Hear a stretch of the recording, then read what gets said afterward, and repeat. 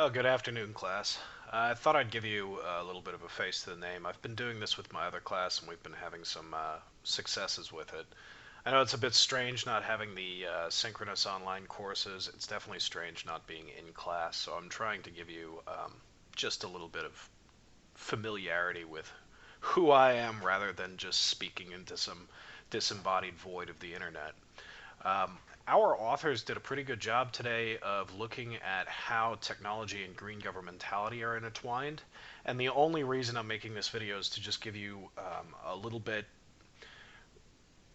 of a heading for where we're going in this course. It kind of seems like sometimes we're discussing disparate things, but if you consider technology rather broadly as just the organization of materials and energy or whatever else you have uh, organized in a scheme that is funneled through human thought and human organization, then you can start to see that technology is actually a lot wider than just like this thing or whatever it happens to be that you're viewing this video through. For example, a hammer is a technology. It's pretty simple, but it has its own uses and contexts. It helps you get a job done. It's designed specifically to try and solve a problem, that being driving something into it. And we can understand that technology, as applied to environment, is also attempting to solve some sort of problem. So, what our authors did very well is discussing how green governmentality has actually expanded a little bit. They give us right at the outset that green governmentality is a notion that has been occurring since at least the 18th century. This is a statist project, as they say. That means that it is part of state building and statecraft, that is, the governance of populations, the control of territory. And what happened is that we had scientific revolutions in the 18th century specifically, where nature really became the subject, in the sense that we weren't looking so much for the physical things that things are made out of, such as atoms and particles, but we started describing and looking at how ecosystems worked.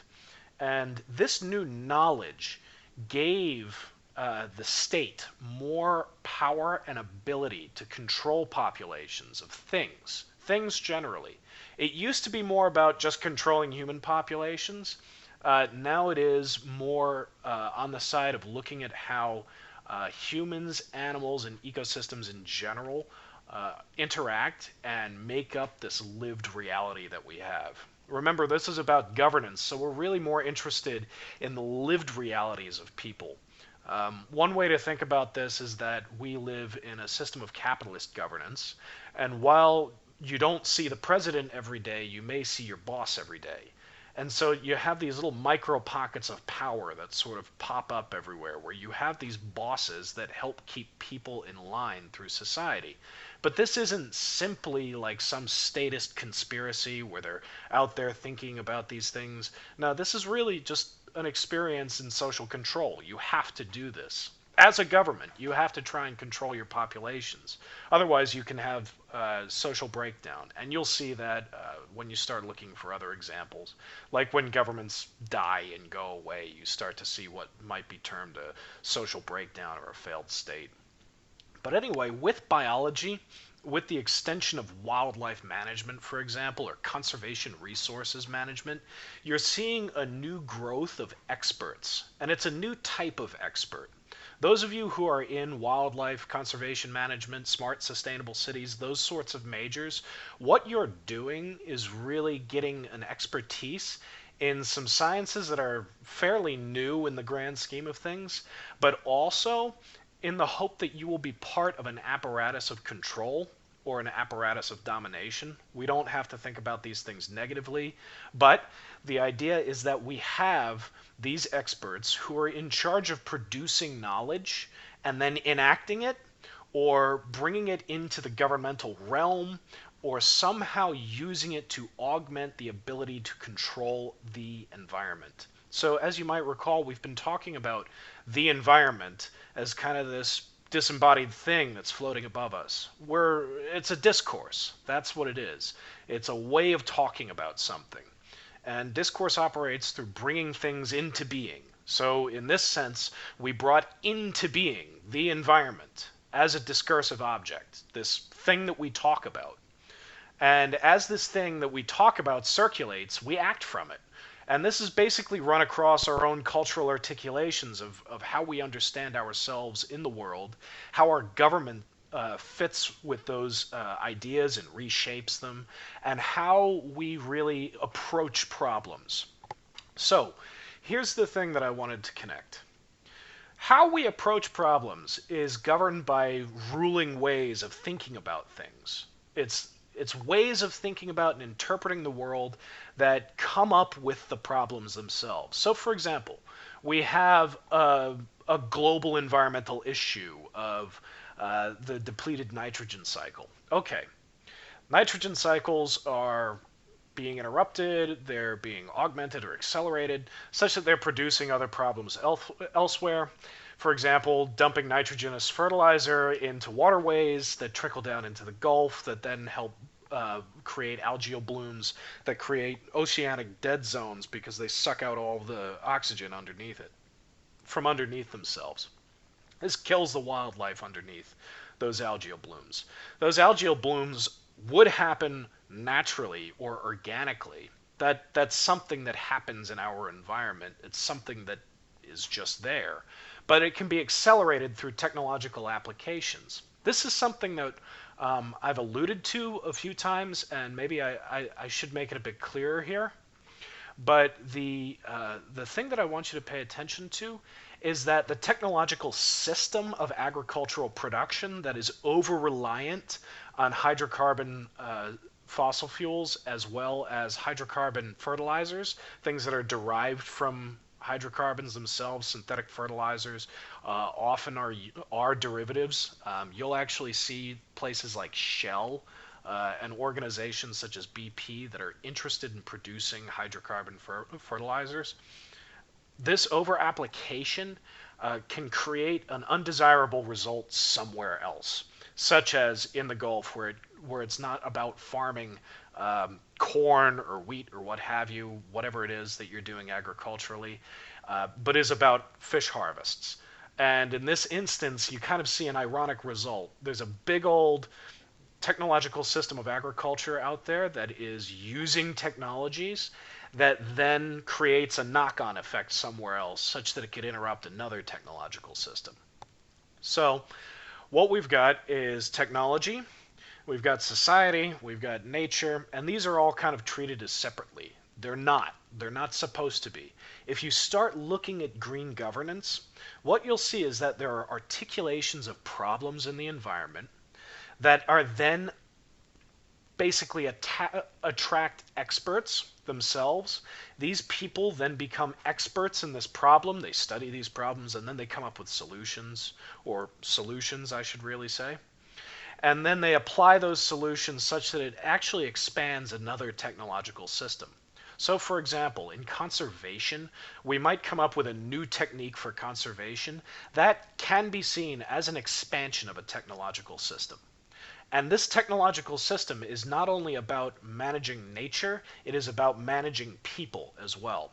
One really good example of this is hunting, where you see that hunting is regulated through seasons, and this is based on an understanding, hopefully, of animals' reproductive cycles, and that the interruption of that is actually governed as illegal. It is truly governed. I was sitting in conservation court watching poachers get nailed the other day. But this is the idea. You start governing animals, this means you also start governing people in another way. If you can start governing their environment, as in that thing that surrounds them, then that means that you have increased state power. And the ability to control people and manipulate the environment is a new regime of techniques. It's a new way of thinking about things relative to the length and breadth of human history. And maybe it's been longer than since the 18th century, but for now we'll just deal with that.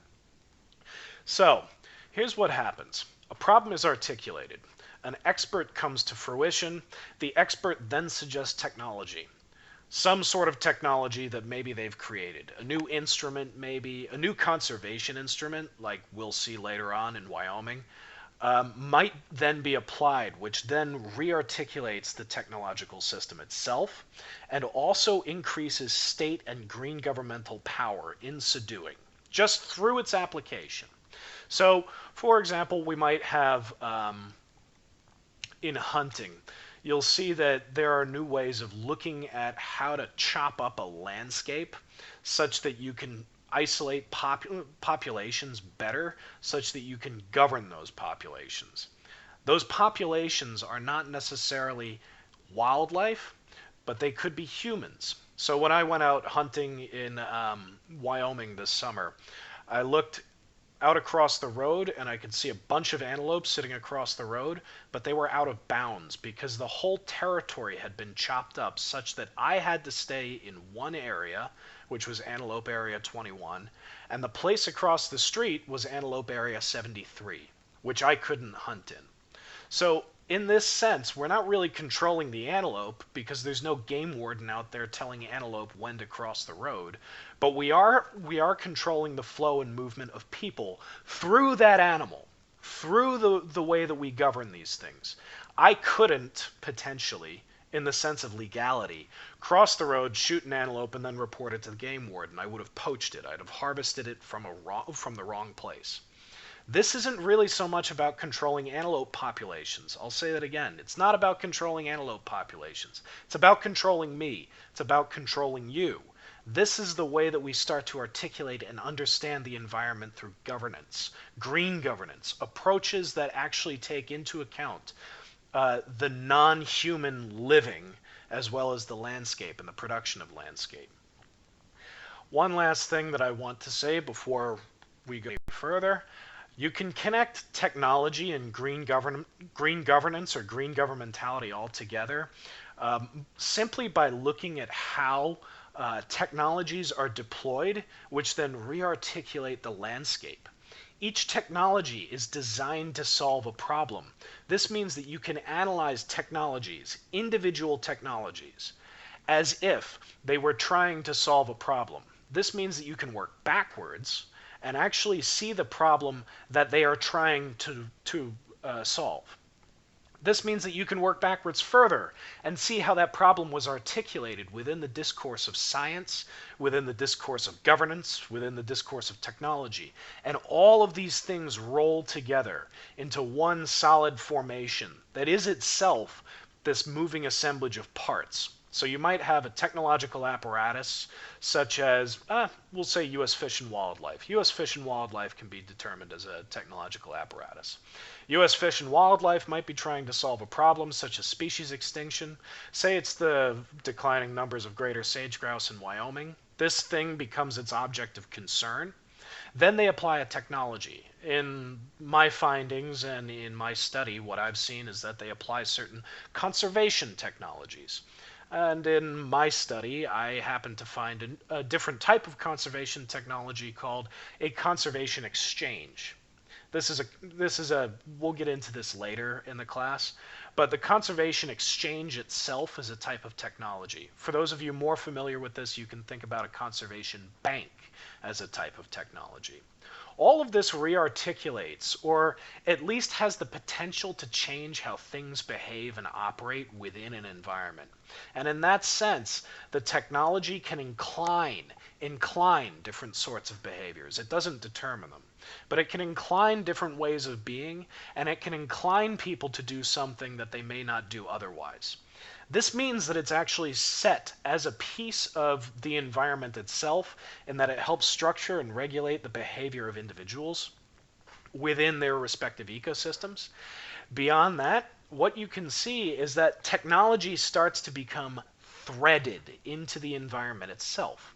Now, let's take an example. Say this conservation banking scheme fails, and it just dries up and goes kaput. Where does that leave the things that are left on the ground?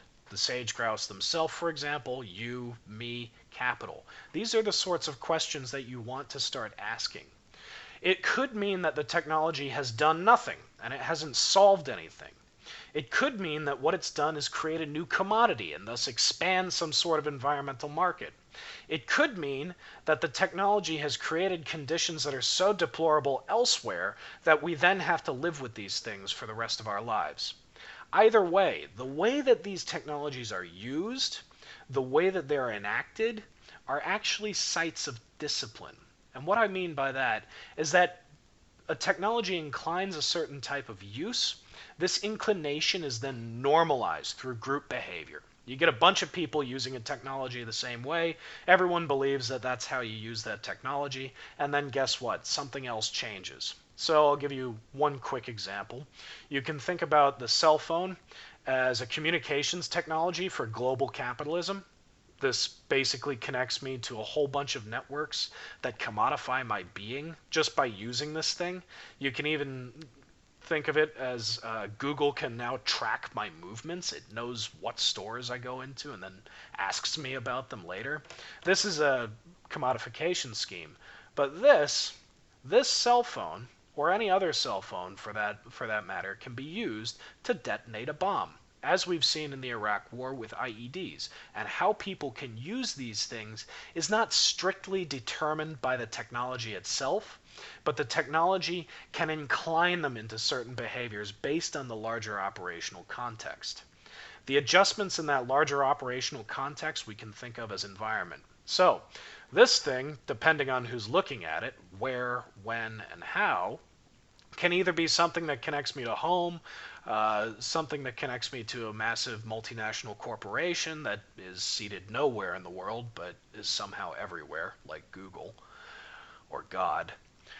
And it can be used to blow up a device. These are the sorts of things, depending on who is looking at it, that actually really have to do with the larger texture of your world. Or as Dionysius, a philosopher of technology, called it, your life world. We might think of the life world as a sort of environment. But anyway, the applications of green governance technologies, such as conservation banks or conservation exchanges, already enrolls people in certain sets of behaviors. And those behaviors can be judged as right or wrong against that technological or scientific apparatus. I hope this is making sense. It can be judged as right or wrong against that technological or scientific apparatus. That technological and scientific apparatus become features in the environment that are actually salient and important for agential action, for people to just act. So, if you want to think about it this way, scientific standards of measurement are actually enrolled in the production of environment. We reproduce our environment through science. This is the idea. Green governmentality can expand through scientific projects that are aimed at solving some problem within the environment, or expanding knowledge such that we have a more total understanding of the environment itself. That's really what we're getting at here. That's really, in a sense, what Luke is getting at when he's talking about envirodiscipline. That if you have these sort of larger technological and scientific apparatuses, these things, these organizations of technologies, people, capital, and animals, and non-human things, can all be enrolled in regimes of governmental discipline. I'm hesitant to use government here because it makes it sound like it's the federal government. It's not always the federal government. Sometimes it's just the way that things govern you in your daily life, the computer, or like you could probably see that there's like a blue flashing light here. Yeah, there it goes. That blue flashing light in some way indicates a message and what I'm supposed to get from this information, and this indeed governs my behavior. If you're sitting here thinking about your phone while you're watching me do it, that means that there's already been some sort of technological normalization and conditioning that's happened, that you're sitting here thinking about your phone and maybe you just have that compulsive need to check it.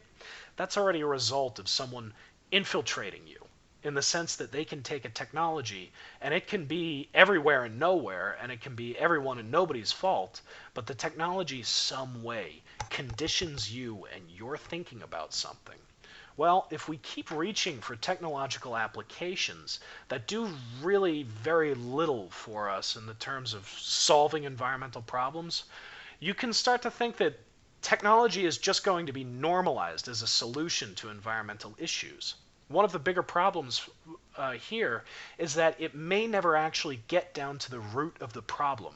In other words, it might just be treating the symptoms and never actually treating the illness. If we continue to just apply technologies over and over and over, all we're doing is fetishizing this weird way of thinking about things. All we're doing is fetishizing someone else's interpretation of what the problem is. Technologies themselves are embodiments of solutions to problems, and they're attempted solutions. They're not solutions themselves, they're attempted solutions. And the way that this is drawn in, the way that these technologies are manufactured and in some way circulate throughout the environment is also a structural feature of it. And this is the point. If we continue to just allow green governance to only be concerned with technological applications, we will never get to the heart of the environmental problem. In other words, we will never actually really help the biosphere, but what we'll do is recreate it. And it may be that that's where we're going. If you recall from Luke's chapter with environmental emulations, this is something that you should seriously consider. We may become so decoupled from our own environments that what we have to do is create new ones. And in order to do that, we have to continually have technological applications. But if you're really thinking about this, that means that your environment and your life is being handed over to experts who you never elected. You never voted for any of these technological experts. And if you really start paying attention to the important things in politics, it's not so much the President of the United States. It's not so much what he's saying and doing at any one day, but what he is actually bringing along with him. And in this sense, the whole "drain the swamp" slogan is kind of appropriate to understand this. All he's doing is bringing in more technological experts who you've never voted for. And they might be experts in fields that have nothing to do with the roles that they're assigned, or might even be contradictory. Maybe you get an oil lobbyist or a coal lobbyist for somebody running the EPA. And then they become sort of head of this massive technological apparatus that can then reshape our environment based on how it writes rules for pollution, for example, or whether or not a coal company is able to extract resources somewhere. At any rate, what I wanted you to see is that technology is really deeply enrolled in governmental strategies. And what it'll do, if you're not careful, is that technology becomes its own sort of discourse, just as environment does. It becomes its own free-floating discourse. And this discourse has the power to take politics out of the environment. It has the power to take politics out of environmental problems. And sometimes this is good, where you get a benevolent green government technocrat who actually knows what they're doing and talks about things. Other times you just get some technological fetishist who's more interested in selling commodities during a crisis. And all they're doing is really enriching themselves and making the problem worse because they can't even predict the technological knock-on effects that it's going to have. So this wanton disregard for actual environmental politics is then further reinforced by people just believing nakedly in technology itself. This sort of empty-headed thinking is not going to help us. It's not going to help any community seize the reins of its own environmental production, as Luke has talked about. It's not going to help anyone really advance beyond this stage of capitalist development where all we're doing is throwing technologies and commodities at it. And as you'll notice, every time we do that, the system gets a little bit bigger. And your life gets a little bit more structured by those technologies. And this also means, as you may recall from our discussion on risk, that the larger the technological system, the more mistakes are built into it. You can almost be guaranteed of that.